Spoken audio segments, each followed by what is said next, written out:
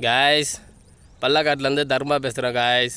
இப்போ தான் பார்த்தீங்கன்னா வரப்பு உடைச்சிட்டு உட்காரலான்னு உட்காந்துருக்கேன்.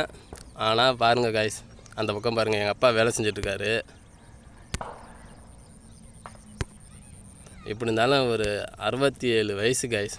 பாருங்கள், வளப்பு உடைச்சிட்டு என்னை நோக்கி வந்துட்டுருக்காரு. இன்னமும் மண் வெட்டி போட்டிருக்காரு எங்கள் அப்பா.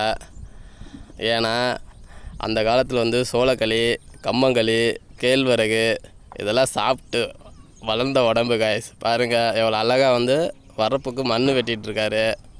ஏன்னா நம்ம பீஸா, பர்கரு, சாண்ட்விட்சு இதெல்லாம் சாப்பிட்டு வளர்ந்துருக்கேன்.